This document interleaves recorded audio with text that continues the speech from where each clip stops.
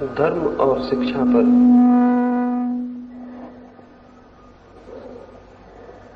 इसके पहले कि मैं कुछ आपसे कहूं,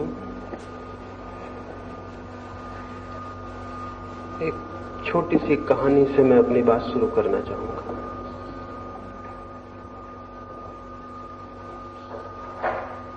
एक सूफी फकीर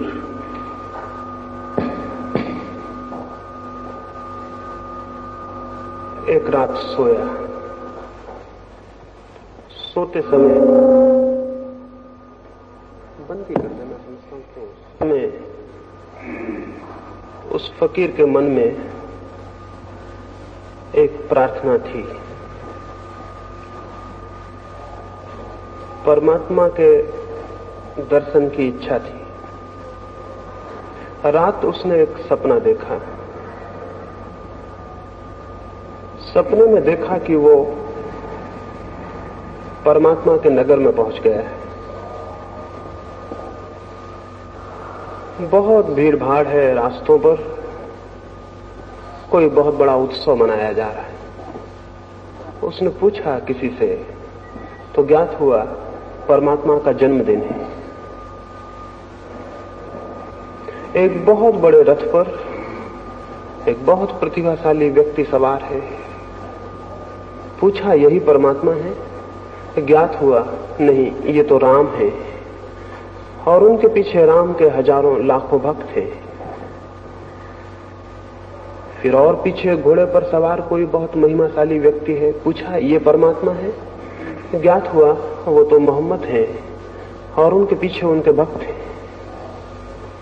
और ऐसे वो शोभा यात्रा लंबी होती गई। क्राइस्ट निकले और महावीर और बुद्ध और जरथुस्त्र, और धीरे धीरे शोभा यात्रा समाप्त हो गई। और सबसे अंत में एक बहुत बूढ़ा आदमी एक घोड़े पर निकला जिसके साथ कोई भी नहीं था। उसे देखकर, उस फकीर को देख कर हंसी आने लगी। किसी से उसने पूछा कि ये कौन पागल है जो अकेला घोड़े पर सवार है और जिसके साथ कोई भी नहीं? तो ज्ञात हुआ वो परमात्मा है। उसे बहुत हैरानी हुई और उसने पूछा कि राम के साथ बहुत लोग हैं, क्राइस्ट के साथ बहुत लोग हैं, बुद्ध और महावीर के साथ बहुत लोग हैं, मोहम्मद के साथ बहुत लोग हैं, लेकिन परमात्मा के साथ कोई क्यों नहीं? तो ज्ञात हुआ सारे लोग मोहम्मद, महावीर और राम में बट गए हैं, परमात्मा के लिए कोई बचा नहीं। उसकी घबराहट में नींद खुल गई। उसने कभी सोचा भी नहीं था। वो बहुत घबराया, लेकिन ये स्वप्न में इसलिए आपसे कह रहा हूं ताकि मैं ये आपसे कह सकूं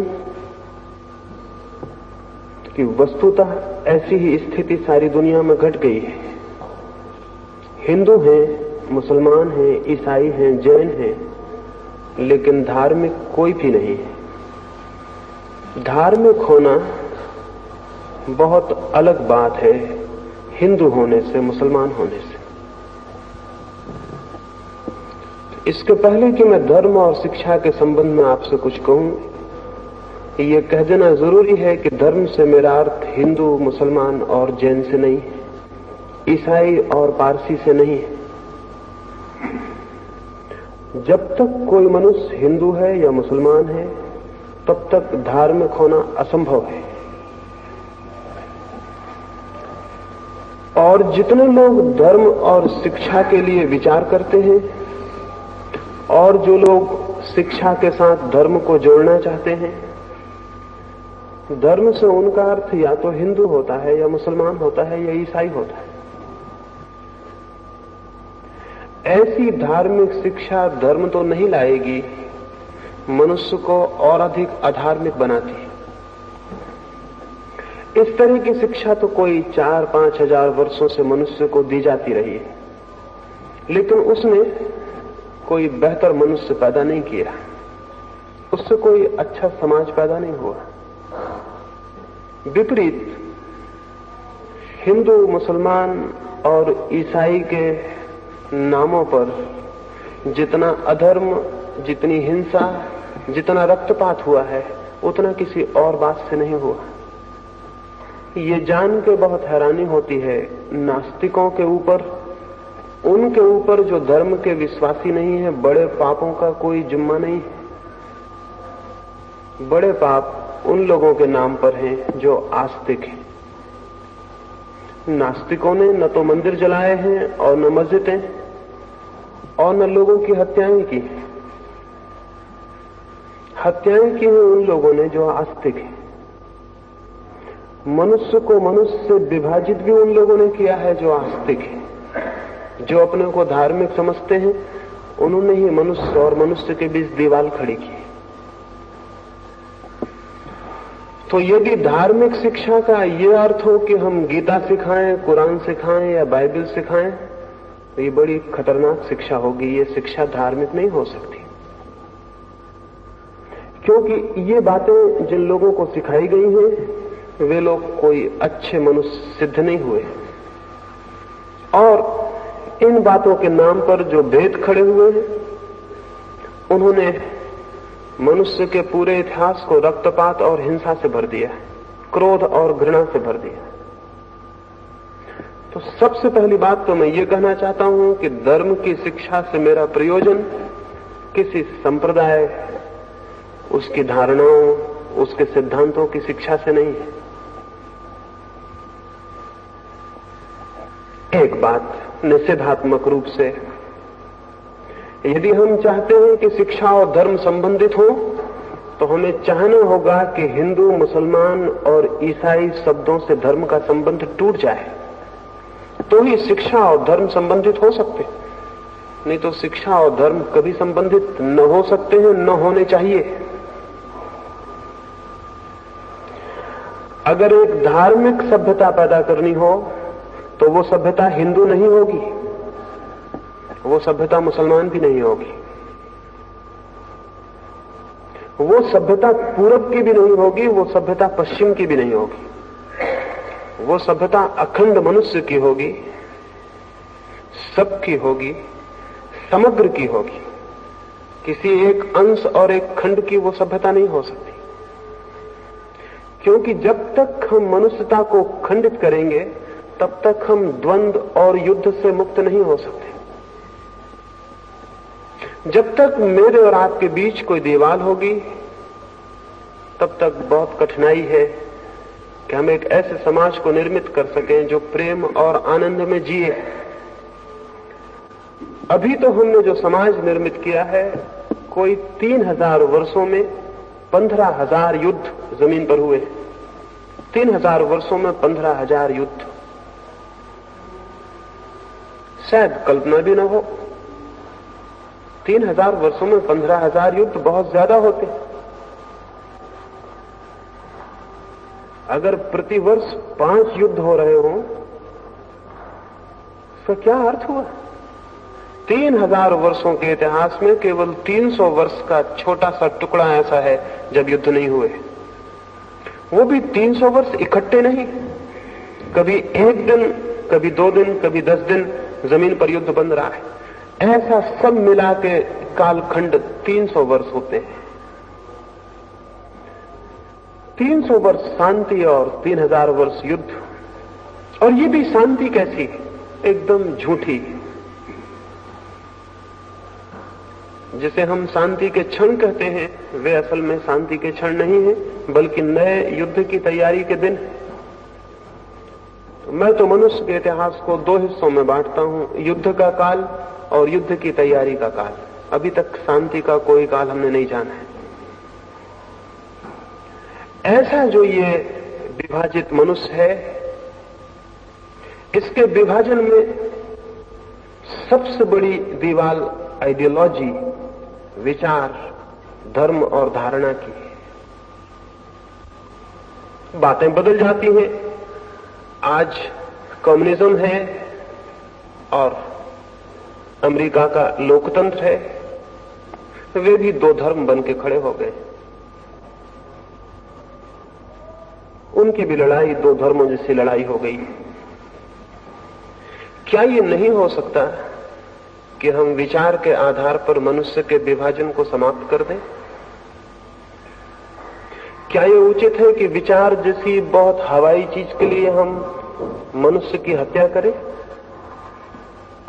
क्या ये उचित है कि मेरा विचार और आपका विचार मेरे हृदय और आपके हृदय को शत्रु बना दे? अब तक यही हुआ है, और अब तक धर्मों के नाम पर खड़े हुए संगठन हमारे प्रेम के संगठन नहीं है, बल्कि हमारी घृणा के संगठन है। और इसलिए आपको ज्ञात होगा कि जब भी दुनिया में घृणा का जहर जोर से फैला दिया जाए तो किसी को भी संगठित किया जा सकता है। एडोल्फ हिटलर ने अपने आत्मकथा में लिखा है, अगर किसी कौम को संगठित करना हो तो किसी दूसरे कौम के प्रति घृणा पैदा कर दो, कोई खतरा पैदा कर दो।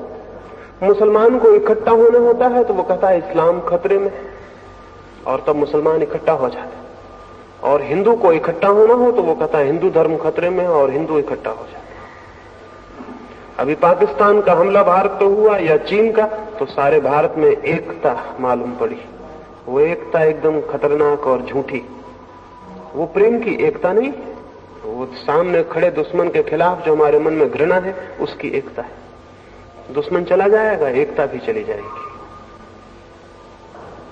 तो ये हमारे सारे संगठन जिनको हम धर्म कहते हैं, किसी की घृणा पर खड़े हुए हैं। और घृणा का धर्म से क्या संबंध हो सकता है?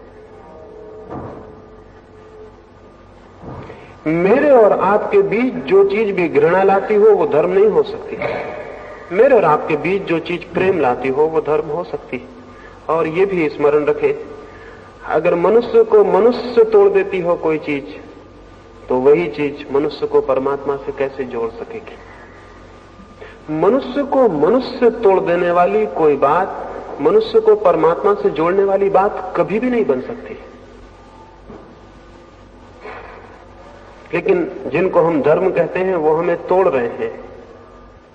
यद्यपि वे सभी प्रेम की बातें करते और वे सभी इस बात की भी बातें करती हैं, हम सबके बीच एकता, भ्रातृत्व, ब्रदरहुड की, लेकिन बड़ी हैरानी की बात है, उनकी सारी बातें ही रह जाती हैं, और वे जो भी करते हैं उससे घृणा फैलती है और शत्रुता फैलती है।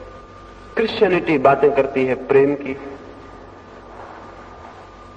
लेकिन जितनी हत्या ईसाइयों ने की है उतनी हत्या शायद ही किसी ने की हो। तो थोड़ी हैरानी होती, थोड़ी घबराहट होती, और तब ऐसा प्रतीत होता है अच्छी बातें बुरे कामों को छिपाने का रास्ता बन जाती हैं और कुछ भी नहीं। अगर लोगों को मारना हो तो प्रेम के नाम पर मारना बहुत आसान है, और अगर हिंसा करनी हो तो अहिंसा की रक्षा के लिए हिंसा करना बहुत आसान है। और अगर मुझे आपकी जान लेनी हो तो आपके ही हित में जान लेना आसान होगा, क्योंकि तब आप मरेंगे भी और मैं दोषी भी नहीं होऊंगा। तब आप मरेंगे भी, मारे भी जाएंगे और शिकायत भी नहीं कर सकेंगे। तो शैतान ने मालूम है मनुष्य को बहुत पहले यह समझा दिया कि अगर कोई बुरा काम करना हो तो नारा अच्छा चुनना, स्लोगन अच्छा होना चाहिए। जितना बुरा काम हो उतना ऊंचा नारा होना चाहिए। तो बुरा काम छिप जाता है। ये जो धर्मों के नाम पर संगठन है, न तो इनका परमात्मा से कोई संबंध है, न प्रेम से, न प्रार्थना से, न धर्म से। ये हमारे भीतर वो जो घृणा है, ईर्ष्या है, हिंसा है, उसके संगठन है।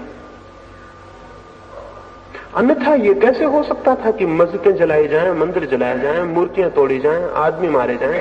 ये कैसे हो सकता था? ये हुआ है, होता रहा है। कोई भी धर्म की शिक्षा तभी धार्मिक होगी जब इस सब से उसका संबंध छूट जाए। लेकिन ये सारे धार्मिक लोग चाहते हैं कि बच्चों को धर्म की शिक्षा दी जाए। ये क्यों चाहते हैं? इनकी इतनी उत्सुकता क्या है? इनकी उत्सुकता ये है कि कहीं बच्चे उन घेरों के बाहर न हो जाएं जिन घेरों के भीतर अब तक आदमी जिया है। क्योंकि अगर बच्चे उन घेरों और दीवालों के बाहर हो गए तो पुरानी पूरी की पूरी संस्कृति भूमिसात हो जाएगी, हो जानी चाहिए, उसे रोकने का भी कोई कारण नहीं है। तो पुराने सारे घेरे गिर जाएंगे, पुराने सारे स्वार्थ के केंद्र टूट जाएंगे, पुराना सारा शोषण टूट जाएगा। इसलिए हर पीढ़ी अपने बच्चों को अपनी सब बीमारियां दे जाना चाहती है।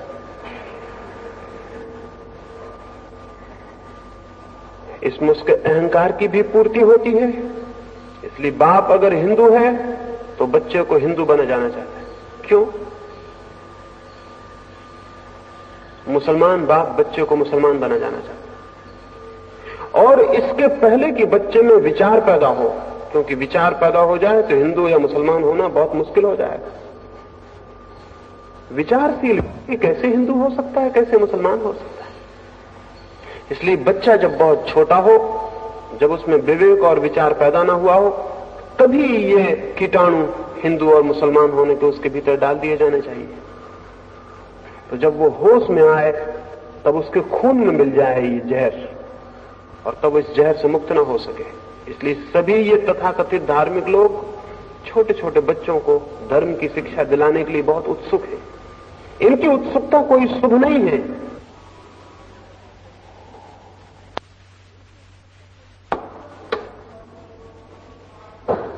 और वो ये कि जब उनका विवेक जागृत नहीं हुआ है तब उनके भीतर विश्वास डाल दिए जाएं। विश्वास तो अंधे होते हैं,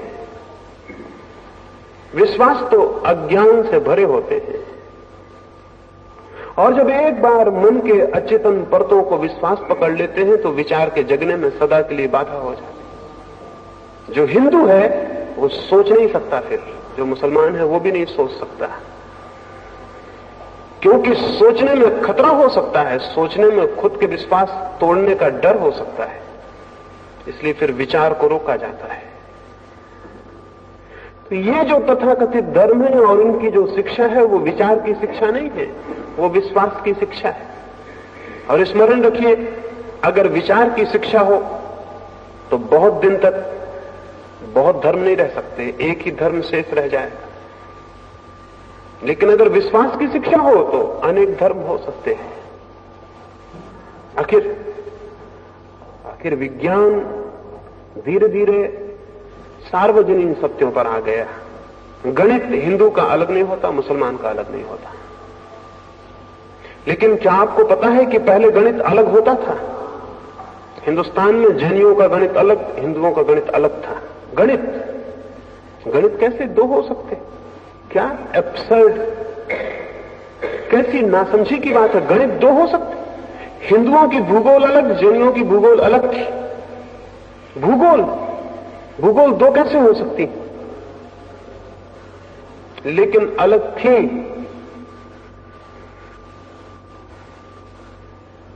ये अलग इसलिए थी कि ये विश्वास पर खड़ी थी, विचार की कोई खोजबीन नहीं थी। विचार और तर्क का कोई आधार नहीं था। तर्क और विचार सार्वजनिक सत्यों पर ले आता है, और विश्वास स्थानीय होता है, सार्वजनिक नहीं होता, नहीं हो सकता, क्योंकि विश्वास को सार्वजनिक होने का कोई आधार नहीं होता है। फिर विश्वास अंधा होता है, उसके पास आंखें नहीं होती। क्या आपको पता है, अरस्तु जैसा विचारशील व्यक्ति भी अपनी किताब में लिखा है कि स्त्रियों के दांत पुरुषों से कम होते हैं। अरस्तु, और खुद की उसकी दो औरतें थी, एक भी नहीं। और कभी भी बैठ के उन औरतों के दांत गिन सकता था। लेकिन नहीं, यूनान में यह विश्वास था कि औरतों के दांत कम होते। असल बात यह है कि पुरुष ये मानने को कभी राजी नहीं कि स्त्री उसके बराबर होती, उससे कम होनी चाहिए। पुरुष के बराबर कैसे हो सकती, दांत कैसे बराबर हो सकते, इसलिए कभी गिनने का सवाल नहीं उठा। 1000 साल तक यूनान के करोड़ों लोग ये मानते रहे कि स्त्रियों के दांत कम होते हैं। किसी ने गिना नहीं, स्त्रियां घर घर में उपलब्ध है, पुरुषों से थोड़ी ज्यादा ही है, कम नहीं है। किसी ने गिनती नहीं की, किसी ने शक भी नहीं किया। विचार की पहली बुनियाद होती है शक, संदेह, डाउट, और विश्वास का आधार होता है कभी शक मत करना, संदेह मत करना। जो संदेह नहीं करता वो कभी विचार भी नहीं करता, वो कभी खोज भी नहीं करता। तो ये तथाकथित धर्म सिखाते हैं विश्वास करो, जबकि धर्म सिखाएगा विचार करो। और धर्म विश्वास पर खड़ा नहीं होगा, बल्कि विवेक पर खड़ा होगा। और विवेक पर जो धर्म खड़ा होगा वो बहुत शीघ्र, जिस भांति पदार्थ के संबंध में हमने सार्वजनिक यूनिवर्सल नियम खोज लिए, उसी भांति आत्मा और परमात्मा के संबंध में भी सार्वजनिक नियम खोज लेगा। विचार की गति सार्वजनिकता की तरफ है, यूनिवर्सलिटी की तरफ है। धर्म से और शिक्षा का संबंध तब होगा जब धर्म का संबंध विचार से हो, विश्वास से नहीं। और तब फिर वो हिंदू की और मुसलमान की शिक्षा नहीं रह जाएगी, तब वो धर्म की शिक्षा हो जाएगी। जब तक धर्म का संबंध विश्वास से है, तब तक धर्म की कोई शिक्षा नहीं हो सकती। और धर्म का नाम भला लिया जाए, वो हिंदू की शिक्षा होगी या मुसलमान की या ईसाई की या जैन की शिक्षा होगी, ये कोई भी शिक्षा धार्मिक नहीं है। क्योंकि इस तरह से शिक्षित आदमी संकीर्ण हो जाता है, विराट नहीं। इस तरह से शिक्षित आदमी पक्षपातों, प्रेजुडिस से भर जाता है, विवेक उसका मुक्त नहीं होता बल्कि बंधा हो जाता है। इस तरह का व्यक्ति खोज करने में असमर्थ हो जाता है, क्योंकि जितने ज्यादा विश्वास उतनी खोज कठिन। खोज के लिए चाहिए मुक्त, विश्वास से स्वतंत्र चित्त, सब विश्वासों से मुक्त चित्त। लेकिन ये सारे धर्म तो सिखाते हैं कि जो संदेह करेगा वो नष्ट हो जाएगा। ये कोई धर्म नहीं सिखाते कि तुम विचार करो,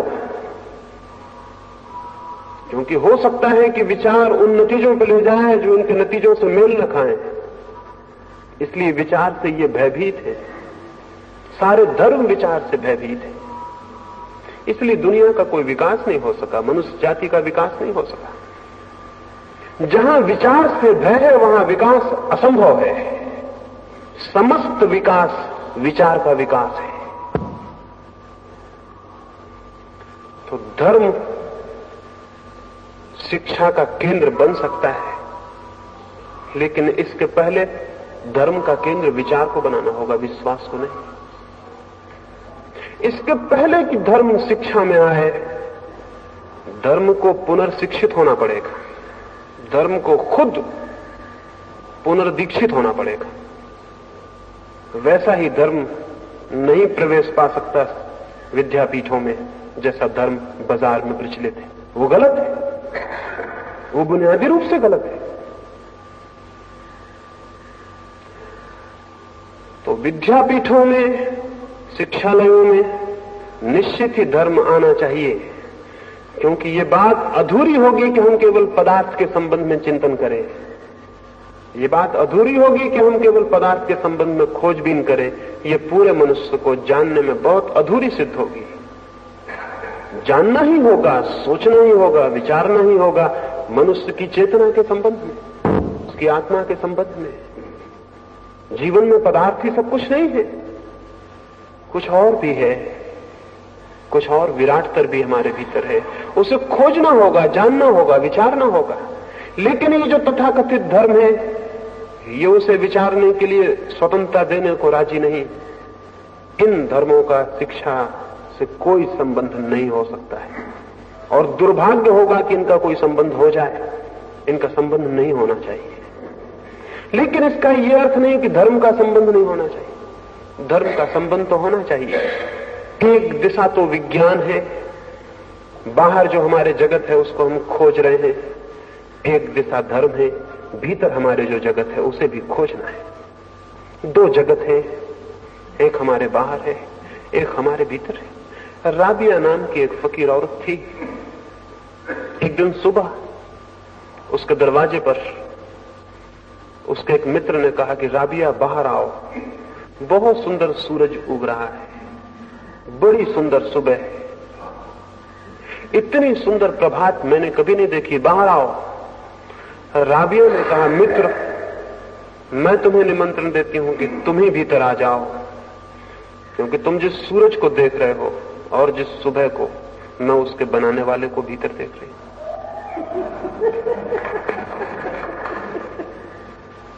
का मित्र तुम भीतर आ जाओ। एक बाहर दुनिया है, निश्चित ही बहुत सुंदर, और वे लोग ना समझ हैं जो बाहर की दुनिया के विरोध में मनुष्य को खड़ा करना चाहते हो। बहुत सुंदर है बाहर की दुनिया, और वे लोग मनुष्य के मंगल में नहीं है जो लोग उस दुनिया को कंडेम करते हो, उस बाहर की दुनिया को निंदा करते हो। बहुत सुंदर है बाहर की दुनिया, लेकिन और बड़ी सुंदर दुनिया भी एक भीतर है। बाहर की दुनिया पर जो रुक जाता है वो अधूरे पर रुक गया, शायद वो खजाने के बाहर ही रुक गया, शायद उसने बाहर की परत को, बाहर की देह को ही देखा और भीतर नहीं पहुंचा। भीतर और भी विराटतर और भी सुंदरतर कुछ है। धर्म उसकी खोज है। भीतर जो है मनुष्य के, समस्त के, प्रकृति के, उसकी खोज है धर्म। विज्ञान जो बाहर है उसकी खोज है। बाहर की खोज अधूरी है।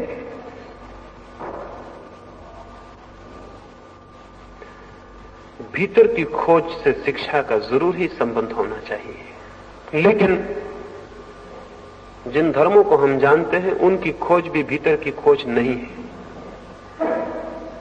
वे बातें तो परमात्मा की करते हैं, लेकिन बातें एकदम झूठी मालूम पड़ती हैं। उनके मंदिर भी बाहर ही बनते हैं और उनकी मस्जिदें भी बाहर ही बनती हैं, और उनकी मूर्तियां भी बाहर ही खड़ी होती, और उनके शास्त्र भी बाहर हैं और उनके सिद्धांत भी बाहर हैं, और इन बाहर की चीजों पर वे लड़ते भी देखे जाते हैं। उनका आग्रह भी है इन पर, वे भी मनुष्य को भीतर नहीं ले जाते।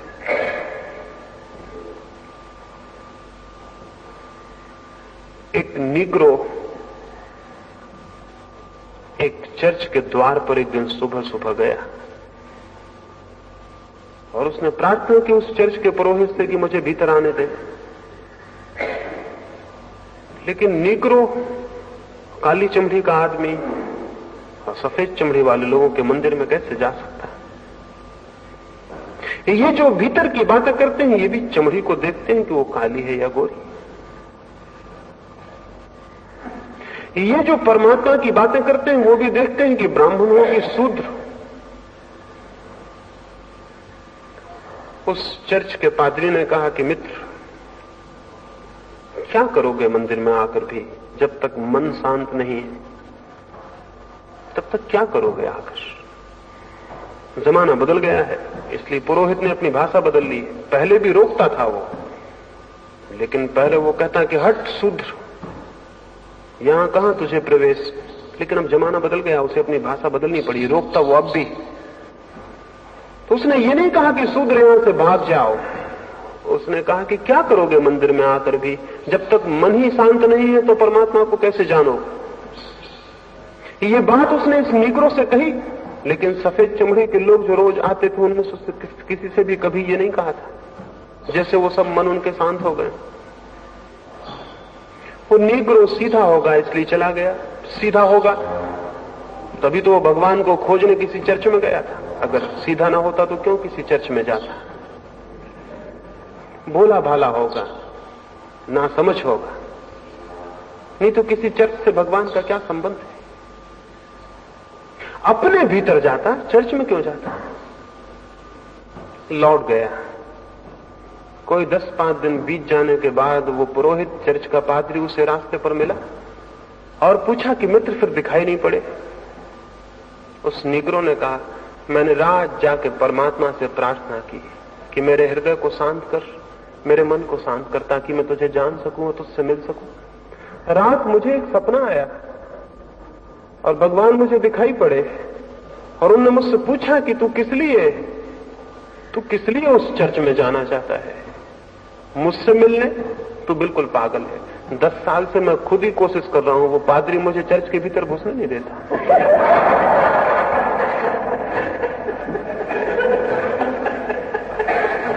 तो जहां मैं नहीं जा सका हूं वहां तू जा सकेगा, ये बहुत कठिन है। इन मंदिरों में और मस्जिदों में और इनके आग्रह करने वाले लोगों में बाहर के प्रति इतनी आस्था है, इतना आग्रह है कि ये भीतर के प्रति जानकार हो ये संभव नहीं मालूम होता। मंदिर और मस्जिद तो शिक्षा से नहीं जुड़ सकते, नहीं जुड़ने चाहिए, लेकिन हां, भीतर जाने का कोई द्वार, भीतर जाने का कोई मार्ग जरूर। उसके बिना शिक्षा एकदम अधूरी है, एकदम अधूरी है। तभी मैं देखता हूं कि इन शिक्षालयों में मंदिर बनाने की योजनाएं चलती हैं, वे गलत है। मंदिर किसी का होगा, हिंदू का होगा या मुसलमान का होगा या ईसाई का होगा। मंदिर किसी का होगा और जो किसी का है वो परमात्मा का नहीं हो सकता। परमात्मा का मंदिर भी है, लेकिन वो ईंट और पत्थरों से नहीं बनता। परमात्मा का मंदिर भी है, लेकिन बाहर जो स्थान है उस पर जगह घेर कर नहीं बनता। मनुष्य के भीतर जो है चेतना, उससे निर्मित होता है और वही निर्मित होता है, स्थान में नहीं, आत्मा में, बाहर नहीं, भीतर, अंतस में। तो अंतस में परमात्मा का मंदिर बने, इस तरफ शिक्षा की दृष्टि न होगी तो शिक्षा बहुत अधूरी होगी, बहुत अधूरी होगी। और अब तक सारी शिक्षा अधूरी रही है, और इसलिए अब तक सारी शिक्षा एक लंबी असफलता से ज्यादा नहीं। 20-25 वर्ष की उम्र तक हम शिक्षित करके युवक को दुनिया में भेजते, वो एकदम अधूरा आदमी होता है। उसे जीवन में जो भी केंद्रीय है उसका कोई पता नहीं होता, जीवन में जो भी मूल्यवान है उसका उसे कोई पता नहीं होता। जीवन में जो क्षुद्र है वो केवल उसकी गणना सीख कर ही आता है, और तब 25 वर्ष तो उसने क्षुद्र को सीखने में गंवाए होते हैं, शेष जीवन उस क्षुद्र के व्यवहार में गंवा देता है। सम्यक शिक्षा धर्म विहीन नहीं हो सकती, क्योंकि सम्यक शिक्षा मनुष्य के अंतःकरण की शिक्षा ही होगी। क्या है हमारे भीतर और कैसे वो शिक्षित हो सकता है? क्या कुछ सिद्धांत हम सिखाएं? क्या हम सिखाएं बच्चों को कि ईश्वर है? क्या हम सिखाएं कि आत्मा है, परलोक है, स्वर्ग नरक है, मोक्ष है? ये सिखाएं? नहीं, इस तरह की शिक्षा भी मनुष्य को भीतर नहीं ले जा सकती। इसलिए कि जो भी हम सिखा देते हैं वो हमारे भीतर जाकर हमारा पक्ष, हमारी प्रेजुडिस बन जाती है। एक छोटे से अनाथालय में मैं गया, वहां कोई 100 बच्चे थे, और अनाथ बच्चे तो उनको तो जो भी शिक्षा देनी हो दी जा सकती, कोई कठिनाई नहीं। तो उनको धर्म की शिक्षा दी जाती थी, क्योंकि अनाथ बच्चों को तो कुछ भी सिखा सकते हैं आप, जो भी सिखाना चाहें, अब उनका कोई माँ बाप ही नहीं है, तो उनको धर्म की शिक्षा दी जाती थी। मुझे अनाथालय के संयोजकों ने कहा कि हम यहां धर्म की शिक्षा देते हैं, तो मैंने उनसे कहा कि मैं अभी तक समझ ही नहीं पाया कि धर्म की शिक्षा कैसे हो सकती है। धर्म की साधना हो सकती है, शिक्षा नहीं हो सकती। इसमें थोड़ा सा मैं फर्क करता हूं, और वही धर्म की शिक्षा है, धर्म की साधना। तो मैंने कहा शिक्षा क्या देते होंगे, खैर मैं देखूं। तो उन्होंने कहा आप इनसे कोई भी प्रश्न पूछिए, ये बराबर उत्तर देंगे कि ये हो सकता है। उन्होंने खुद ही पूछा ईश्वर है, उन छोटे छोटे बच्चों ने हाथ उठा के हिलाए कि हाँ ईश्वर है। उन्होंने पूछा ये आत्मा है, उन बच्चों ने कहा आत्मा है। उन्होंने पूछा आत्मा कहां, उन सब बच्चों ने अपने हृदय पर हाथ रखे और कहा कि आत्मा यहां है। जैसे हम मिलिट्री में लेफ्ट राइट करना सिखा देते हैं, ऐसे ही उन्होंने उनको ये सिखा दिया, उनको ये सिखा दिया कि तो उनका हाथ हृदय पे चला गया, आत्मा कहां है, तो उन्होंने कहा यहां। मैंने एक छोटे बच्चे से पूछा कि हृदय कहां है, उसने कहा ये तो हमें बताया नहीं गया। जो उसे बताया गया था वो उन्होंने बताया, जो उन्हें नहीं बताया गया था वो कैसे बताते। हृदय का कोई पता नहीं, आत्मा कहां है ये मालूम, परमात्मा कहां है ये मालूम। मैंने उन संयोजकों से कहा कि इन बच्चों के लिए आप जीवन भर के लिए धर्म से तोड़े दे रहे हैं, क्योंकि ये बातें ये सीख जाएंगे और यही खतरा है, और फिर जीवन भर इन्हीं सीखी हुई बातों को दोहराते रहेंगे। और सीखी हुई बातों को जो दोहराता है वो जानने से वंचित रह जाता है। सीखी हुई बातें दोहराते रहेंगे जीवन भर। जीवन जब भी समस्या खड़ी करेगा तभी इनके बंधे हुए उत्तर भीतर से आ जाएंगे। जीवन पूछेगा ईश्वर है, और इनका सीखा हुआ उत्तर कहेगा ईश्वर है। और जीवन पूछेगा कहां, और इनके हाथ मशीनों की भांति अपने हृदय पर चले जाएंगे और कहेंगे यहां। और ये बिल्कुल हाथ झूठे होंगे, क्योंकि ये सिखाए हुए हैं। सिखाई हुई बातें पदार्थ के जगत में तो अर्थ रखती हैं, परमात्मा के जगत में कोई भी अर्थ नहीं रखती। सिखाई हुई बातें। अगर हम किसी को प्रेम करना सिखा दें तो एक बात पक्की, इस जीवन में अब वो प्रेम को कभी न जान पाएगा। अगर हम उसे सिखा दें प्रेम कैसे करना चाहिए, क्या बोलना चाहिए, कैसे मिलना चाहिए, कैसे गले लगाना चाहिए, सब सिखा दें, तो वो एक्टिंग सीख जाएगा प्रेम करने की, और फिर प्रेम को कभी नहीं जान पाएगा, कभी नहीं जान पाएगा। अभिनेता प्रेम को कभी नहीं जान सकते, हालांकि वही 24 घंटे प्रेम करते हुए दिखाई पड़ते। कभी भी अभिनेता प्रेम को नहीं जान सकता है, क्योंकि प्रेम उसकी ट्रेनिंग है, प्रशिक्षण। प्रेम उसने सीखा है। प्रेम उसके लिए एक कला है, एक आर्ट। प्रेम उसके लिए जीवन नहीं, अनुभव नहीं। जब प्रेम नहीं सीखा जा सकता तो प्रार्थना कैसे सीखी जा सकती? प्रार्थना तो प्रेम का और भी गहनतम रूप है। और जब प्रेम नहीं सीखा जा सकता तो परमात्मा कैसे सीखा जा सकता है? परमात्मा तो हमारे जीवन में जो सबसे ज्यादा अननोन है, सबसे ज्यादा अज्ञात है, वही है। उसे सीखा नहीं जा सकता, उसे जाना जा सकता है। तो धर्म की शिक्षा का यह मतलब नहीं हो सकता कि आपको कुछ सिद्धांत सिखा दिए जाएं और आपको उनकी परीक्षा दिलवा दी जाए और आप परीक्षा में पास हो जाएं। जीवन में जो भी महत्वपूर्ण है उसकी कोई परीक्षा नहीं हो सकती। जीवन में जो व्यर्थ है उसी की परीक्षा हो सकती है।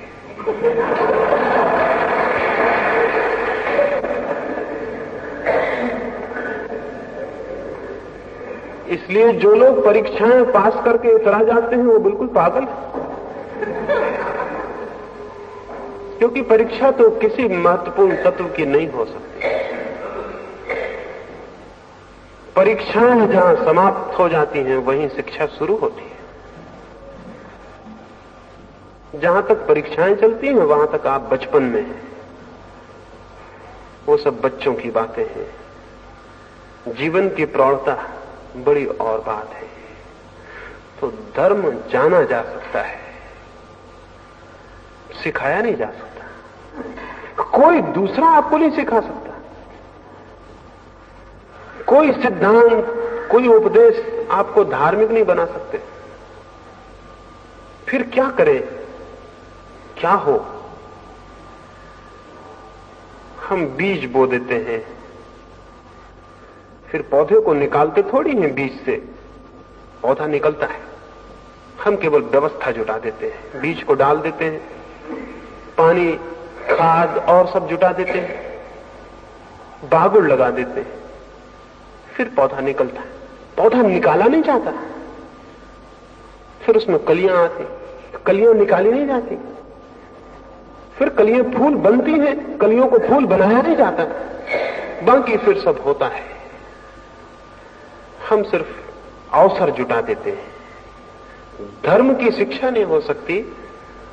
धर्म का बीज विकसित हो सके, इसका शिक्षालयों में अवसर जुटाया जा सकता है, इसका अवसर जुटाया जा सकता है, इसकी हवा, इसका वातावरण जुटाया जा सकता है, जमीन बनाई जा सकती है और मौका दिया जा सकता है, उसमें कुछ पैदा हो सकता है। इस अवसर जुटाने में कोई 2-3 तत्व महत्वपूर्ण हो सकते हैं, उनकी मैं थोड़ी सी बात करूंगा। पहला तत्व तो है साहस। अदम्य साहस चाहिए जिसे परमात्मा की खोज करनी हो। हिमालय चढ़ने में कोई बहुत बड़े साहस की जरूरत नहीं, लेकिन परमात्मा तक जाने में बहुत बड़े साहस की जरूरत है, क्योंकि न तो उससे ऊंचा कोई बिंदु है और न उससे गहरा कोई बिंदु है। लेकिन आमतौर से जिनको हम धार्मिक लोग कहते हैं वो एकदम साहसहीन। बल्कि सच तो यह है कि जैसे जैसे साहस कम होता है आदमी धार्मिक होता जाता है। बुढ़ापे के करीब आदमी धार्मिक होता है। जैसे जैसे भय बढ़ने लगता है, मौत करीब आने लगती है, डर लगने लगता है, वैसे वैसे धार्मिक होने लगता है। मंदिरों में जाइए, चर्चों में जाइए, वहां ऐसे लोग दिखाई पड़ेंगे जो या तो मर गए हैं या मरने के करीब इकट्ठे। और अगर कोई जवान आदमी धर्म का विचार करे तो लोग उसको कहते हैं अभी तुम्हारी उम्र है। यानी धर्म की उम्र का मतलब, यानी जब आपकी उम्र ना बचे तब धर्म की उम्र शुरू होती। जब उम्र ना बचे, जब एक पैर कब्र में चला जाए, तब प्रार्थना कर लेना। और यहां तक बात पहुंच गई है कि जिनने उस वक्त भी ना कर पाई, वो जब मर जाते हैं तो उनके कान में गीता वगैरह सुना देते हैं। जो नहीं कर पाए, दोनों ही पैर चले गए, तो उनको हम कान में सुना देते हैं मरने के बाद। धर्म भय पर खड़ा नहीं हो सकता, लेकिन अभी भय पर खड़ा है। और इसीलिए दुनिया में कोई क्रांति नहीं हो सकी कि धार्मिकता पैदा हो सके।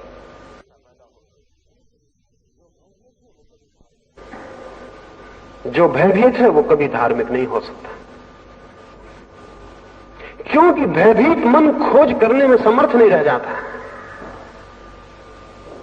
अभय चाहिए, फियरलेसनेस चाहिए, एकदम अभय चाहिए।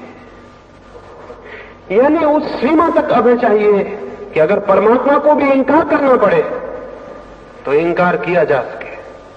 उस सीमा तक अभय चाहिए। इसलिए नास्तिकता को मैं आस्तिकता की पहली सीढ़ी कहता हूं। जो आदमी नास्तिक ही नहीं हो सकता वो कभी आस्तिक नहीं हो सकेगा, कभी आस्तिक नहीं हो सकेगा। नास्तिकता पहली सीढ़ी है। आस्तिकता उसके बाद ही हो सकती है। जो नास्तिक होने के पहले आस्तिक है, उसकी आस्तिकता बिल्कुल झूठी हो, बेजान, मुर्दा होगी। साहस, और सबसे बड़ा साहस कौन सा है? सबसे बड़ा साहस है झूठे ज्ञान को अस्वीकार करने का साहस। अगर तुम्हें पता नहीं है कि ईश्वर है तो कभी राजी मत होना मानने को कि ईश्वर है। अगर तुम राजी हो गए फिर जान नहीं पाओगे। राजी मत होना अगर तुम्हें पता नहीं है। अगर तुम्हें पता नहीं है कि ईश्वर है तो तुम कहना कि मुझे पता नहीं है कि ईश्वर है। चाहे कोई तुम्हें कितना ही झुकाए, चाहे प्रलोभन दे कि स्वर्ग जाओगे अगर ईश्वर को मानोगे, और चाहे भयभीत करे कि नर्क भेज देंगे अगर ईश्वर को नहीं मानोगे, तो तुम नर्क जाने को राजी हो जाना, स्वर्ग जाने की फिक्र छोड़ देना। लेकिन कहना कि मैं भी जानता नहीं हूं, तो मैं भी मानने को राजी नहीं हो सकता। इतना साहस न हो तो ईश्वर की खोज नहीं हो सकती, धर्म की खोज नहीं हो सकती। भयभीत लोग क्या करेंगे? भयभीत लोग अपने भय के कारण ही कुछ भी मानने को राजी हो जाते हैं, कुछ भी मानने को राजी हो जाते हैं। सबके भीतर भय है मरने का कि कहीं मर न जाएं। इसलिए जो कौम जितनी ज्यादा मरने से डरती है, वो कौम उतनी ही आत्मा की अमरता में विश्वास करने लगती है। ये हमारी कौम, यहां जितने मरने से डरने वाले लोग हैं, जमीन पर कहीं भी नहीं। तो ये कौम आत्मा की अमरता में खूब निष्ठा रखती है। क्यों? ये निष्ठा कोई आपके ज्ञान के कारण नहीं है। मरने का डर कि कहीं मर न जाए, तो कम से कम एक बात तो तय है कि आत्मा अमर है, शरीर मरेगा मरेगा, हम थोड़ी मरने वाले, मैं तो बचूंगा। ये जो मरने का भय है, ये आपकी आत्मा का विश्वास बना हुआ है। ये विश्वास बिल्कुल झूठा है, ये भय पर खड़ा हुआ है। इस विश्वास का कोई भी मूल्य नहीं। ये विश्वास धार्मिक नहीं है। ये केवल भयभीत रुग्ण चित्त की आस्था है, सुरक्षा है, सिक्योरिटी घबराहट में पकड़ ली गई। तो शिक्षा भय को अलग करे, साहस के लिए तैयार करे। पहली बात, अगर धार्मिक जीवन को जन्म देना है तो एक अदम्य साहस पैदा करना पड़े, भय से मुक्त करना पड़े। अभी सारा धर्म भयभीत है, भय से ग्रसित है। सारी हमारी नैतिकता भय पर खड़ी है। चौरस्ते पर पुलिस वाला खड़ा हुआ है और सबसे बड़ा पुलिस वाला हमने परमात्मा खड़ा कर रखा है ऊपर। इधर पुलिस वाला डरवाए हुए है कि चोरी मत करना, उधर परमात्मा डरवाए हुए कि चोरी मत करना। पुलिस वाले में और परमात्मा में हमने एक आंतरिक संबंध बना रखा है। ये डरवाता है कि इधर सजा करवा देंगे, और अगर इससे बच गए तो उस बड़े पुलिस वाले से बच ही नहीं सकते, वो नरक भेज देगा, वो वहां आग में डालेगा और ये करेगा। और इस भय पर जो नीति खड़ी होती, जो धर्म खड़ा होता है, वो थोथा होता है, झूठा होता है। उसकी प्राणों में कोई गति नहीं होती, उस प्राणों में कोई बल नहीं होता। तो स्मरण रखना, धर्म का पहला सूत्र है अभय। इसलिए भय के कारण किसी सिद्धांत को कभी अंगीकार मत करना, कभी स्वीकार मत करना। अच्छा है अज्ञान में मर जाना, लेकिन झूठे ज्ञान में जीना बहुत बुरा है। क्योंकि जो आदमी झूठे ज्ञान को स्वीकार कर लेता है, उसका अज्ञान ढक जाता है। अज्ञान मिटता नहीं, अज्ञान ढक जाता है। और जब अज्ञान ढक जाता है तो ज्ञान की खोज की प्रेरणा नष्ट हो जाती है, फिर कोई प्रेरणा नहीं रह जाती। अगर मेरे पैर में फोड़ा है और मैं उसको ढांक लूं तो मुझे दिखाई न पड़े, आपको दिखाई न पड़े, इससे फोड़ा समाप्त नहीं होता। बल्कि न दिखाई पड़ने से फोड़ा फिर अबाध गति करता है, निश्चिंत होकर गति करता है, फैलता है शरीर में। हमें पता नहीं है कि ईश्वर है, लेकिन हम माने बैठे हैं कि ईश्वर है। तो वो जो अज्ञान है उसको हमने छिपा लिया। छिपा हुआ अज्ञान खतरनाक है, वो बढ़ता जाएगा, फैलता जाएगा। और ये झूठा ज्ञान किसी काम का नहीं, किसी काम का नहीं। अज्ञान को स्वीकार करना अपने, और झूठे ज्ञान को कभी स्वीकार मत करना। तो जो मनुष्य अपने अज्ञान को जानता है, अज्ञान उसे चैन नहीं लेने देता है, उसे धक्के देता है कि मिटाओ इसे, तोड़ो इसे, आगे बढ़ो और अपने अंधकार को तोड़ो। हम यहां बैठे हैं, हमें पता चल जाए कि मकान में आग लग गई, तो फिर किसी को समझाना पड़ेगा कि बाहर निकलो, उपदेश देने पड़ेंगे, भाषण करने पड़ेंगे समझाने के लिए कि बाहर निकलिए, मकान में आग लगी है। नहीं, फिर ना यहां उपदेशक पाया जाएगा, ना सुनने वाले पाए जाएंगे, कोई भी नहीं। उन दोनों की मुलाकात बाहर होगी, यहां नहीं होगी।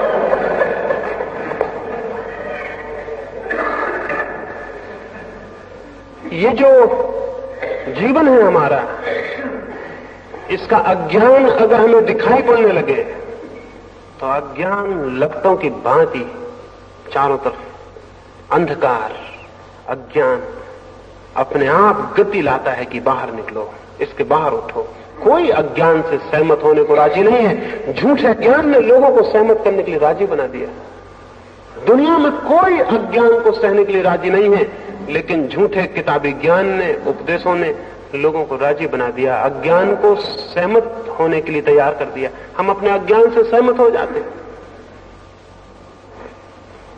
हमारे अज्ञान को रोकने में उन लोगों ने सहायता पहुंचाई है जिन्होंने हमें ज्ञान सिखा दिया है। ज्ञान तो सिखाया भी नहीं जा सकता, अज्ञान तोड़ा जा सकता है, ज्ञान सिखाया नहीं जा सकता। और अज्ञान टूट जाए तो जो क्रांति घटित होती है वो ज्ञान है। अज्ञान मिट जाए तो जो शेष रह जाता है वो ज्ञान है। तो तुम ज्ञान इकट्ठा करने की कोशिश मत करना धर्म के जगत में, विज्ञान के जगत में करना, क्योंकि विज्ञान सिर्फ इंफॉर्मेशन है, विज्ञान कोई ज्ञान नहीं, सिर्फ सूचना है। इसलिए तुम सूचनाएं इकट्ठी करना विज्ञान के जगत में। विज्ञान हमेशा बाहर से सीखा जाएगा, क्योंकि वो सूचना है, ज्ञान नहीं है। धर्म कभी बाहर से नहीं सीखा जा सकता, वो सूचना नहीं है, वो ज्ञान है। तो बाहर से जो भी सिखाया गया उसे छोड़ देना।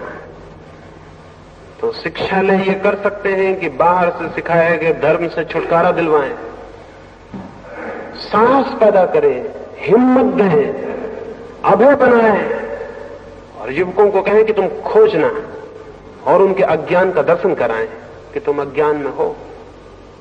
खोजने के क्या सूत्र हो सकते हैं, मार्ग हो सकते हैं, वो उन्हें बताएं। खोजने का पहला सूत्र है, अशांत चित्त कभी कुछ खोज नहीं सकता। अशांत चित्त कैसे खोजेगा? अशांत चित्त तो अपनी अशांति में इस भांति आबद्ध हो जाता है कि खोज असंभव हो जाती है। खोज के लिए चाहिए शांत चित्त, खोज के लिए मौन चित्त, खोज के लिए चाहिए गहरी शांति। तो चित्त कैसे शांत हो, उसकी दिशा, चित्त कैसे मौन हो, उसकी दिशा, चित्त कैसे निर्विचार हो, उसकी दिशा, इसकी भूमिका शिक्षा में जुटाई जानी चाहिए। अभी तो हम जो कर रहे हैं वो उल्टा कर रहे हैं। अभी तो हम मौन होना बिल्कुल भी नहीं सिखाते। अभी तो हम विचार से भरते हैं, और जितना जो व्यक्ति विचार से भर जाता है समझते उतना ज्यादा शिक्षित हो गया। इसलिए आपको पता है जिन मुल्कों में शिक्षा बढ़ती जाती है उन मुल्कों में पागलों की संख्या भी बढ़ती जाती है। क्योंकि अगर हम विचार ही विचार की शिक्षा दें और मौन की कोई शिक्षा ना हो, तो विचार की अति जो तनाव पैदा करेगी उससे विक्षिप्तता आएगी, उससे पागलपन आएगा। पश्चिम के तो बड़े विचारक, करीब करीब सभी बड़े विचारक, बड़े कवि, बड़े चित्रकार बिना पागल खाने जाए बिना छूटते नहीं। बल्कि अब तो मुझे ऐसा लगने लगा कि जो पागल खाने नहीं जाता वो थोड़ा मीडियाकर है, वो जीनियस नहीं है, वो प्रतिभाशाली नहीं है, छोटा मोटा है इसलिए नहीं जाता, बच जाता है। लेकिन बड़ा विचारक तो जाता ही है। सभ्यता जैसे जैसे विकसित हुई है पागलपन बढ़ा है। ये क्यों? ये विचार का अति टेंशन है, अति तनाव है। हम सिर्फ एक आदमी को हम चलना सिखा दें और रुकना ना सिखाएं तो क्या होगा? पागल नहीं हो जाएगा। उसको चलना सिखाएं, रुकना ना सिखाएं, ठहरना ना सिखाएं, वो चलते ही रहे तो क्या होगा? तो क्या होगा? उसके पैर चलते ही रहे तो या तो पागल होगा या मर जाएगा या थक के बेहोश होकर गिर जाएगा। हम उसे विश्राम ना सिखाएं तो क्या होगा? एक आदमी को हम जागना सिखाएं और सोना ना सिखाएं तो क्या होगा? तो हम विचार सिखाते, निर्विचार बिल्कुल नहीं सिखाते, उसे मौन, साइलेंस बिल्कुल नहीं सिखाते। उसका परिणाम क्या होगा? ये विचार की अति मस्तिष्क को इतने तनाव से भर देगी कि उस तनाव का अंतिम परिणाम यही हो सकता है कि मस्तिष्क टूट जाए, स्नायु जवाब दे दें, वो पागल हो जाए। ये हो रहा है। और डर तो ये है कि इतनी तीव्रता से हो रहा है कि पूरी सभ्यता के पागल हो जाने का डर, पूरा डर है इस बात का कि कहीं पूरी मनुष्य जाति एक साथ पागल ना हो जाए। पता हमको बिल्कुल ना चलेगा, पता इसलिए नहीं चलेगा कि हम भी उतने पागल, बगल वाला भी उतना पागल, इसलिए पता चलना बहुत कठिन होगा। अभी भी पता नहीं चल रहा। पता नहीं चलने का कारण ये नहीं है कि अभी कोई हालत बहुत अच्छी है, पता न चलने का कारण यह कि सबकी हालत एक जैसी है। एक गांव में ऐसा हुआ, एक बार एक जादूगर आया और उसने आके कुएं में कोई पुड़िया डाल दी। गांव में एक ही कुआं और उसने कहा कि इसका जो भी पानी पिएगा वो पागल हो जाए। गांव भर के लोगों को पानी पीना पड़ा, सिर्फ गांव का जो राजा था उसने नहीं पिया, उसके घर में एक कुआं और था। राजा, रानी और वजीर ने पानी नहीं पिया, लेकिन शाम तक गांव के लोगों को तो पानी पीना ही पड़ा। एक ही कुआं था गांव में। सारा गांव शाम होते होते पागल हो गया। सारे गांव के लोगों ने सभा की और उन्होंने कहा मालूम होता है बादशाह का दिमाग खराब हो गया, क्योंकि बादशाह ने पानी नहीं पिया था उस कुएं का। तो गांव भर के लोग जब पागल हो गए तो उन्हें समझ में आया कि बादशाह का दिमाग जरूर गड़बड़ हो गया, बिल्कुल हमारी जैसी बातें नहीं कर रहा। तो उन्होंने सभा की शाम को कि इस राजा को उतार देना चाहिए, इसका दिमाग खराब हो गया, और किसी ठीक राजा को इसकी जगह बिठाना चाहिए, नहीं तो सब गड़बड़ कर देगा, सब डुबा देगा। राजा बहुत घबराया। महल के आसपास जनता इकट्ठी हो गई। उसने अपने वजीर से कहा कि क्या करें। वजीर ने कहा सिवाय एक रास्ता है कि उस कुएं का पानी हम भी पी लें। अगर थोड़ी देर हो गई फिर बचाव मुश्किल हो जाएगा। तो राजा ने जाके उस कुएं का पानी पी लिया। उस रात उस गांव में उत्सव मनाया गया कि राजा का दिमाग ठीक हो गया। करीब करीब ऐसी हालत है। और इसलिए तो जब हमारे बीच कोई ठीक दिमाग का आदमी पैदा होता तो हम उसके साथ बड़ा उल्टा व्यवहार करते हैं। क्राइस्ट पैदा होता है, सूली पे लटका देते हैं। सुकरात पैदा होता है, जहर पिला देते हैं। गांधी पैदा होता है, गोली मार देते हैं। ये हमारा व्यवहार है ठीक मस्तिष्क के लोगों के साथ। ये आकस्मिक नहीं है, ये बिल्कुल स्वाभाविक है।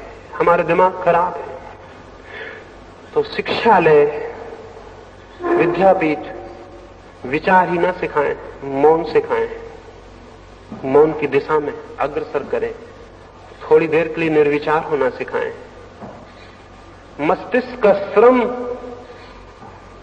ही नहीं, मस्तिष्क का विश्राम भी। और बड़े मजे की बात है कि जीवन का जो भी गहरा अनुभव है वो जब मस्तिष्क विश्राम करता है तब उत्पन्न होता है, क्योंकि तब उस शांति में, उस मौन में ही वो जाना जाता है जो हमें घेरे हुए है, जो हमारे भीतर है और हमारे बाहर है। जीवन में जो भी शुभ है, सुंदर है और सत्य है, वो मौन में, एकांत में और शांति में ही जाना गया है। तो उस दिशा में हम गति दें। उस दिशा में जो गति मिलेगी, साहस और निर्भयता और खोज की अदम्य इच्छा, जिज्ञासा, संदेह, अगर ये सारी बातें हम युवकों को दे सकें तो धर्म की दिशा में उनकी आंखें उठनी शुरू हो जाएंगी। वैसी स्थिति में ही धर्म और शिक्षा का संबंध हो सकता है। मैं समझता हूं मेरी इन बातों को थोड़ा समझने का प्रयास करेंगे, क्योंकि मैं ये तो नहीं कह सकता कि मेरी बातें मान ले, क्योंकि अगर मैं ये कहूं तो मैं फिर पुराना धार्मिक हो गया। जो आपसे ये कहूं कि मेरी बातें मान ले, विश्वास कर ले मैंने जो कहा, जो भी आपसे ये कहता हो कि मेरी बातों को विश्वास कर ले, उसे शत्रु समझना, वो आपका मित्र नहीं। जो भी आपसे कहता हो मेरी बातों को मान लेना, वो खतरनाक है। तो मैं आपसे निवेदन करूंगा कि मैंने जो कहा इस पर विचार करना, संदेह करना, इस पर सोचना, इस पर विचार करना। अगर इसमें से कोई चीज ठीक लगे तो वो इसलिए मत मानना कि किसी ने आपसे कही है, वो इसलिए मानना कि वो आपको ठीक लगी है। और उसको भी उस समय तक ही मानना जब तक ठीक लगे, और जिस क्षण में गलत है उसी वक्त छोड़ने का साहस रखना, उसी वक्त छोड़ने का साहस रखना। इस भांति जो व्यक्ति विचार करता है, खोजता है, निर्णय लेता है, उसके जीवन में विकास होता है, गति होती है। और ये बात असत्य है कि विश्वास और श्रद्धा से धर्म मिलता है, ये एकदम असत्य है। विचार, विवेक, शोध और अनुसंधान से धर्म मिलता है। और जिनको विश्वास से मिल जाता हो वो काहिल और सुस्त लोग होंगे, जो खुद नहीं खोजना चाहते और किसी की बात को पकड़ के निश्चिंत हो जाते हैं। वे भी बाजार जाते हैं, 2 पैसे की हंडिया खरीदते हैं तो उसको भी बजाते हैं, लेकिन परमात्मा को बिना बजाए स्वीकार कर लेते हैं। बेईमान हैं, आलसी हैं, सुस्त हैं, खुद खोज करने की श्रम से बचना चाहते हैं। और स्मरण रखें, दूसरों की आंखों से कोई भी कभी नहीं देख सकता, अपनी आंख चाहिए। मेरी आंख से आप नहीं देख सकते, आपकी आंख से मैं नहीं देख सकता हूं। लेकिन उपदेशकों के हित में यही है, पुरोहितों के हित में यही है कि वो कहें तुम्हें आंखों की क्या जरूरत है, हमारे पास आंखें हैं, हमारी आंखों से देख लो। उनके लिए हित में है, क्योंकि लोग जितने ज्यादा अंधे होंगे उतनी ही बड़ी भीड़ उनके पीछे खड़ी होगी, और लोग जितनी भीड़ों की भांति होंगे उतना ही ज्यादा उनका अनुगमन होगा और शोषण होगा। धर्म मनुष्य को विवेक और तेज युक्त बनाता है, और ये तथाकथित धर्म उसको विवेकहीन, तेज शून्य और भीड़ जैसा बना देते हैं। एक अध्यापक ने मुझे कहा, उन्होंने अपने गांव के एक छोटे से स्कूल में बच्चों से पूछा कि एक बगिया के भीतर 11 भेड़ें बंद हैं, अगर उनमें से 5 छलांग लगा के बाहर निकल जाएं तो पीछे कितनी बचेंगी? एक छोटे से बच्चे ने कहा कि बिल्कुल भी नहीं। उनका तो कैसा पागल है, 11 भेड़ें बंद है, 5 छलांग लगाएंगी तो कितनी बचेंगी? उस बच्चे ने कहा, आप गणित जानते होंगे, मैं भेड़ों को जानता हूं, भेड़ें मेरे घर में है, एक भी नहीं बचेगी, क्योंकि जहां 5 गई वहां बाकी 6 भी चली जाएंगी, पीछे कोई बचने वाला नहीं। तो उसने कहा, आप गणित जानते होंगे, मैं भेड़ों को जानता हूं, गणित का मुझे पता नहीं, लेकिन भेड़ एक ना बचेगी पीछे। तो ये सारे धर्मशास्त्री, धर्म पुरोहित, ये हिंदू और मुसलमान और मस्जिद और मंदिर वाले लोग चाहते हैं मनुष्य न हो दुनिया में, भेड़ें हो। राजनीतिज्ञ भी यही चाहते हैं कि भेड़ें हो। दुनिया के तथाकथित सभी तरह के नेता, चाहे वो धर्म के नेता हो चाहे राज के नेता हो, वो सभी चाहते हैं कि भेड़ें हो, क्योंकि भेड़ें अनुगमन करने में बड़ी कुशल होती हैं और कभी इंकार नहीं करती। ये जितने भी शोषण करने वाले लोग हैं वो सभी यही चाहते हैं। तो मैं आपसे निवेदन करूंगा, अगर धार्मिक बनना है तो भेड़ कभी मत बनना, किसी की भी भेड़ मत बनना, तो ही खुद का विवेक मुक्त होगा और खुद की आंख जगेगी। न तो किसी के अनुयायी बनने की जरूरत है और न किसी के अपना अनुयायी बनाने की जरूरत है। धर्म की खोज एक एक मनुष्य की वैयक्तिक खोज है, कोई सामूहिक उपक्रम नहीं है। प्रेम मैं अकेला करता हूं, न किसी का अनुगमन करता हूं, न किसी को नेता मानता हूं। प्रार्थना भी मैं अकेला ही करूंगा, परमात्मा भी मैं अकेला ही खोजूंगा। इतने साहस से, इतने हिम्मत से, इतने आत्मविश्वास से जो गति करता है वो एक दिन जरूर उसको पा लेता है जो पा लेने जैसा है। उसे कैसे हम पा सकते हैं उसके संबंध में कुछ और मैं संध्या बात करूंगा। मेरी बातों को इतने प्रेम और शांति से सुना है, उससे बहुत बहुत अनुग्रहित हूं। और अंत में सबके भीतर बैठे परमात्मा को प्रणाम करता हूं। मेरे प्रणाम स्वीकार।